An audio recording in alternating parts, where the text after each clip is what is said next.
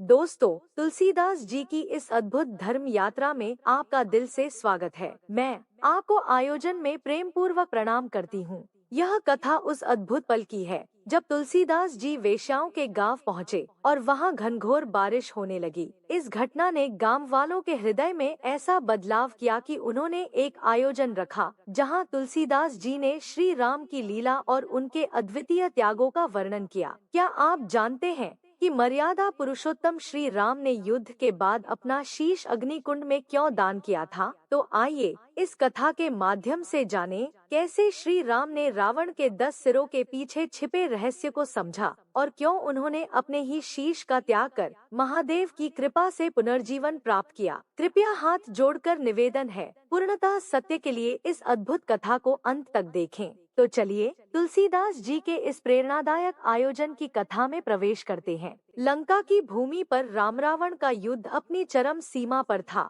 हर दिन युद्ध में नई चुनौतियां, रक्तपात और अधर्म को समाप्त करने का दृढ़ निश्चय। लेकिन इस युद्ध के बीच एक ऐसी परीक्षा आई जिसने श्री राम को गहरे चिंतन में डाल दिया। यह दिन था उनके पिता महाराज दशरथ के श्राद्ध का दिन। श्राद्ध कर्म वह पवित्र कर्तव्य जो एक पुत्र अपने पिता और पूर्वजों के प्रति श्रद्धा और कृतज्ञता व्यक्त करने के लिए करता है। परंतु युद्ध भूमि में इस कर्म को संपन्न करना इतना आसान नहीं था। श्री राम इस धर्म संकट में फंस गए। श्री राम चिंतित थे, यदि वे श्राद्ध कर्म करते हैं तो युद्ध रुक जाएगा और इससे उनकी मर्यादा पर प्रश्न उठेगा। लेकिन यदि वे श्राद्ध कर्म न करें तो यह पितृ धर्म का उल्लंघन होगा। उनका मन इन विचारों से घिरा हुआ था। एक बड़ी चिंता थी। उन्होंने सोचा, यदि मैं किसी ब्राह्मण को श्राद्ध कर्म के लिए बुलाऊं तो कहीं रावण उसकी हत्या न कर दे। रावण, जो न केवल एक महाशक्तिशाली योद्धा था बल्कि अपने क्रोध और घमंड के लिए भी कुख्यात था। श्री राम के मन में यह विचार बार बार आता कि युद्ध के बीच रावण के इस अधर्मपूर्ण आचरण से श्राद्ध कर्म की पवित्रता नष्ट हो सकती है। श्री राम की यह चिंता देखकर पवन पुत्र हनुमान उनके पास आए।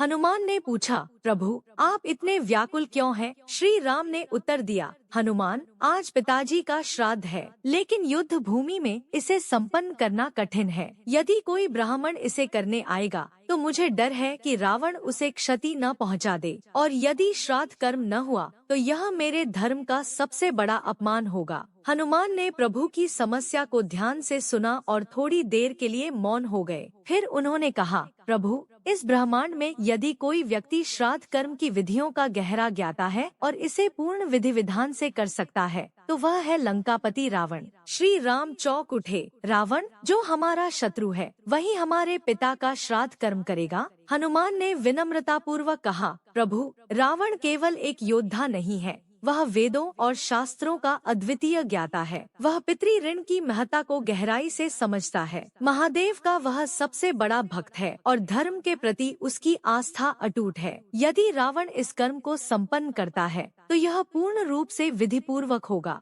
हनुमान ने श्री राम को याद दिलाया कि रावण केवल अपने बल और अभिमान के लिए प्रसिद्ध नहीं था। उसके 10 सिर केवल शक्ति के नहीं बल्कि उसके अद्भुत ज्ञान के प्रतीक थे। रावण का व्यक्तित्व जितना रहस्यमय था उतना ही गहन था उसकी विद्वता और धर्म के प्रति उसका सम्मान। हनुमान की बात सुनकर श्री राम थोड़ी देर मौन रहे। उन्होंने सोचा, क्या यह उचित होगा कि मैं अपने शत्रु से यह अनुरोध करूं? क्या यह धर्म का पालन होगा या अधर्म का? लेकिन श्री राम ने अपने धर्म की रक्षा के लिए अंततः निर्णय लिया। उन्होंने कहा, यदि रावण धर्म और पितृ ऋण की महत्ता को समझता है और यह कर्म संपन्न करने के लिए सहमत होता है तो मैं यह अवसर उसे दूंगा। धर्म का पालन ही मेरे जीवन का सबसे बड़ा उद्देश्य है। अब प्रश्न यह था कि क्या रावण, जिसने अपने स्वजनों को खो दिया, जिसने श्री राम को अपना सबसे बड़ा शत्रु माना, वह उनके पिता का श्राद्ध कर्म करने के लिए तैयार होगा? क्या वह अपने अहंकार को त्याग कर धर्म का पालन करेगा? लंका नगरी युद्ध की विभीषिका से थकी हुई थी।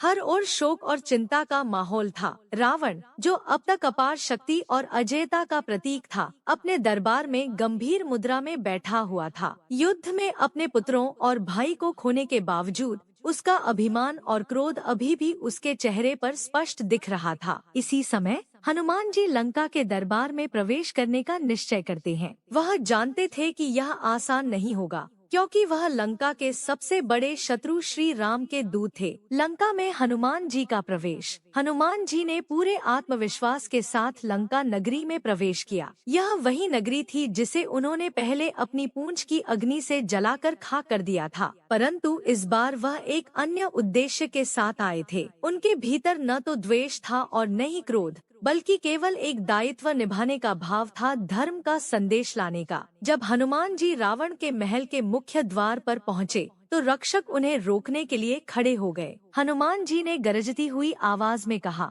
पथ से हट जाओ, मैं पवन पुत्र हनुमान, प्रभु श्री राम का दूत, लंकापति रावण से मिलने आया हूँ। उनकी आवाज ऐसी थी कि पूरी लंका में गूंज गई। रक्षक यह समझ गए कि हनुमान को रोक पाना असंभव है और उन्होंने उन्हें दरबार में जाने दिया। हनुमान जी की रावण के दरबार में एंट्री। रावण अपने सिंहासन पर बैठा हुआ था। उसके चारों ओर उसका राज दरबार था, लेकिन अब वहाँ पहले जैसी शक्ति और उल्लास का माहौल नहीं था। हनुमान जी ने दरबार में प्रवेश किया और सीधे रावण की ओर देखा। उन्होंने जयघोष किया, जय श्री राम। इस जयघोष को सुनकर दरबार में एक पल के लिए सन्नाटा छा गया। रावण, जो अपने शत्रु श्री राम का नाम सुनकर ही क्रोधित हो जाता था, अपनी जगह से उठ खड़ा हुआ। उसकी आंखों में आग सी जल रही थी। उसने कड़कते स्वर में कहा, हनुमान, तुमने इतनी हिम्मत कैसे की कि लंका के सिंहासन के सामने मेरे शत्रु का नाम लो? हनुमान ने शांत स्वर में उत्तर दिया, लंकापति,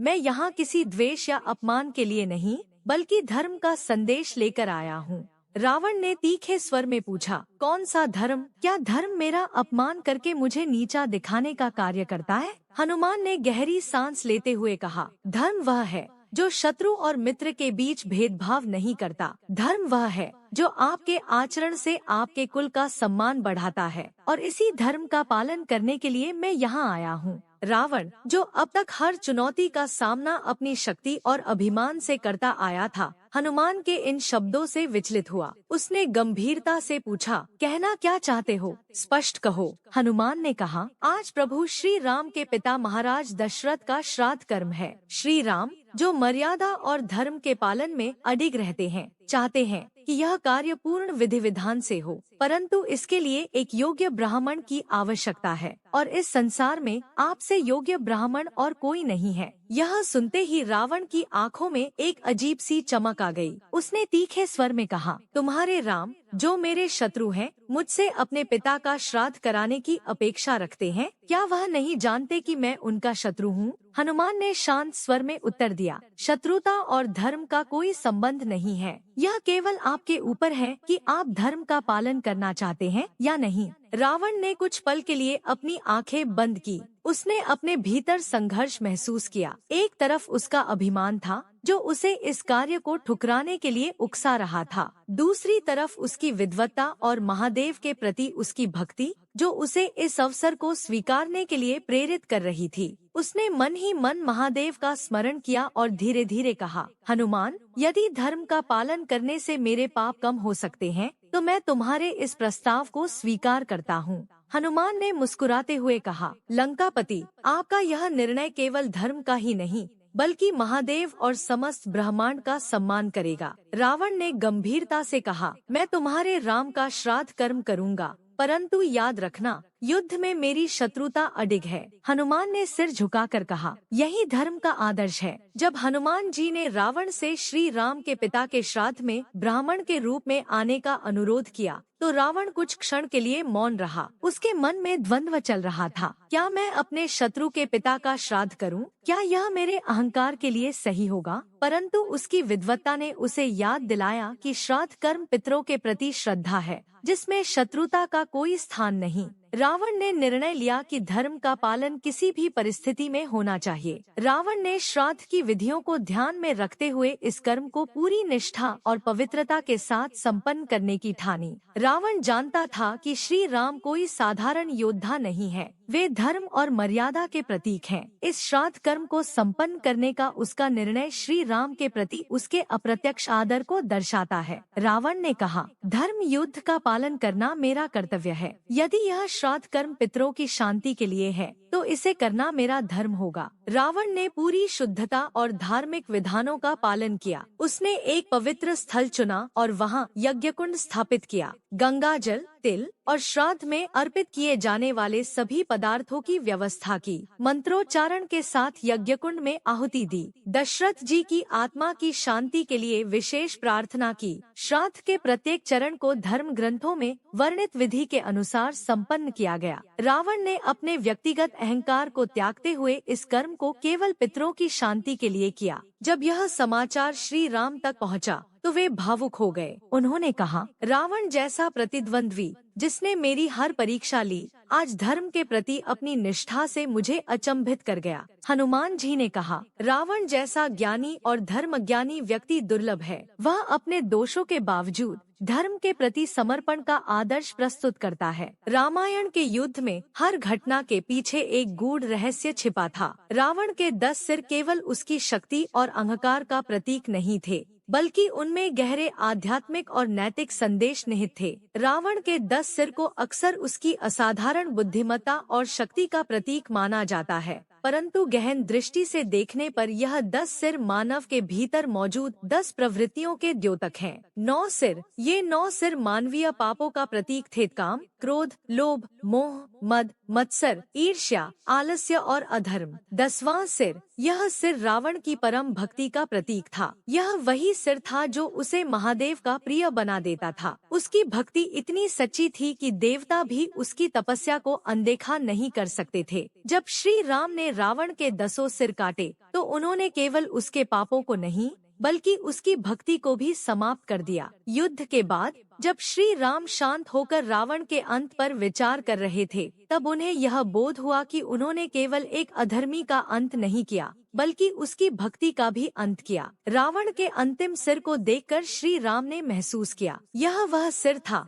जिसने महादेव की आराधना की, जिसने वेदों का ज्ञान अर्जित किया। मैंने इसे नष्ट करके क्या धर्म का पालन किया? यह विचार उनके मन में पश्चाताप का बीज बो गया। रावण की मृत्यु के बाद श्री राम ने सभा में कहा, रावण केवल पापी नहीं था, उसने अपने जीवन में अनेकों दोष किए, परंतु उसका 10वां सिर यह सिद्ध करता है कि वह महादेव का परम भक्त था। मैंने उसकी भक्ति को नष्ट कर दिया और यह मेरे लिए किसी पाप से कम नहीं। श्री राम ने रावण को निर्दोष कहकर उसके व्यक्तित्व के उस पक्ष को उजागर किया जिसे अक्सर अनदेखा किया जाता है, एक विद्वान, तपस्वी और भक्त। अपने इस कृत्य के पश्चात श्री राम को गहरा पाप बोध हुआ। उन्होंने महसूस किया कि उन्होंने धर्म की रक्षा के नाम पर भक्ति का अपमान कर दिया। इस बोझ को उतारने और अपने पाप का प्रायश्चित करने के लिए श्री राम ने एक अद्वितीय संकल्प लिया। अयोध्या लौटने के पश्चात श्री राम ने अपने भाइयों और सभासदों से कहा, मैंने रावण के 10 सिर काटे, 9 सिर पाप के थे,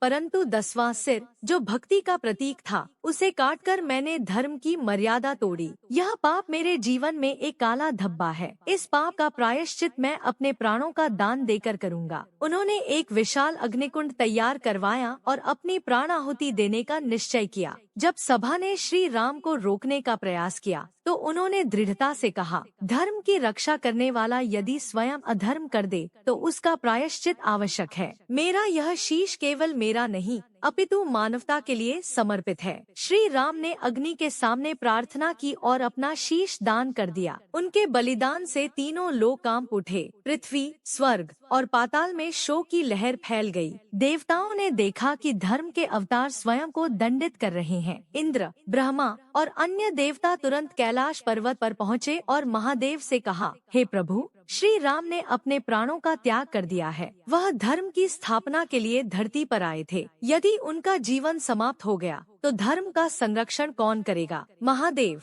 जो श्री राम और रावण दोनों की भक्ति के साक्षी थे, प्रसन्न हुए। उन्होंने कहा, राम ने जो किया वह धर्म और मर्यादा का पालन है, परंतु उनका जीवन अभी शेष है, क्योंकि उन्हें मानव जाति को धर्म का मार्ग दिखाना है। महादेव ने अपने त्रिशूल से श्री राम को पुनर्जीवित किया। जैसे ही महादेव का आशीर्वाद राम तक पहुंचा, अग्निकुंड शांत हो गया और श्री राम का शीश पुनः उनके शरीर से जुड़ गया। श्री राम ने महादेव को प्रणाम किया और कहा, कहा, हे प्रभु, यह जीवन भी आपकी कृपा और इस सृष्टि की सेवा के लिए समर्पित है। पुनर्जीवन के पश्चात श्री राम ने सभा को संबोधित किया, धर्म का पालन करते समय यह न भूले कि उसमें करुणा, भक्ति और सहृदयता भी होनी चाहिए। रावण के पापों को देखकर हम उसकी भक्ति को अनदेखा नहीं कर सकते। मैं अपने इस अनुभव से सीखकर यह संदेश देना चाहता हूँ कि धर्म का आधार केवल नियम नहीं बल्कि प्रेम और करुणा भी है। श्री राम का शीश दान केवल प्रायश्चित का प्रतीक नहीं था, बल्कि यह संदेश था कि धर्म और मर्यादा का पालन करने वाला व्यक्ति स्वयं को भी उसी कसौटी पर रखे। महादेव की कृपा और श्री राम का पुनर्जीवन यह दर्शाता है कि सच्चे हृदय से किया गया हर बलिदान ईश्वर की दृष्टि में पूजनीय होता है। यह कथा हमें सिखाती है कि धर्म की रक्षा के साथ साथ भक्ति और करुणा का सम्मान करना भी आवश्यक है।